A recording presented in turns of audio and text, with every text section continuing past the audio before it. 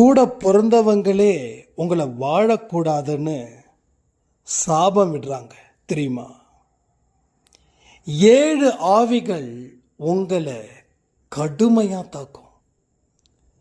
இந்த அறிகுறிகள் எல்லாமே இருந்துச்சுன்னா 7 ஆவிகள் இந்த நிமிடம் வரைக்கும் உங்களை தாக்குதுன்னு நினச்சிக்கோங்க.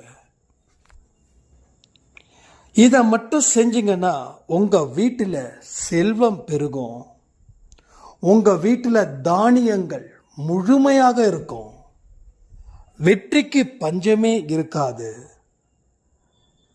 தரித்திரங்கள் உங்கள் வீட்டை விட்டும் போகும். சொர்க்கத்தில் நிச்சயிக்கப்பட்ட உண்மைகள். இதை சாதாரணமாக தயவு செய்து கடந்துடாதீங்க. சொர்க்கத்தில் நிச்சயிக்கப்பட்ட உண்மைகள்.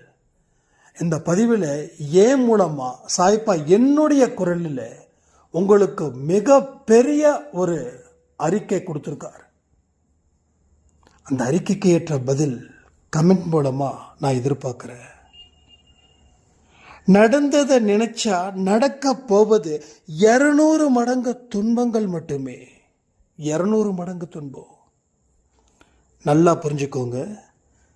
இனி இந்த பதிவில் சொல்லக்கூடிய விஷயமும் சாயப்பா என்னுடைய குரலின் மூலமா சொல்லப்பட்ட ஒரு அறிக்கையும் நீங்க ஃபாலோ பண்ணீங்கன்னா என்னென்ன நடக்க போகுது தெரியுமா? காலமும் நேரமும் உனக்கு சாதகமாக்கப்படும்.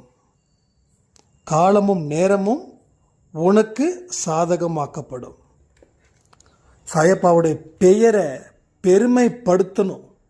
ஆனால் நாம் செய்யக்கூடிய அலட்சியத்தால் அவருடைய மார்பில் ஒரு ஈட்டியை வச்சு கொத்திக்கிட்டு இருக்கின்றது இந்த பதிவில் என்னுடைய குரல் மூலமாகவே அவர் தெரிவித்திருக்கிறார்.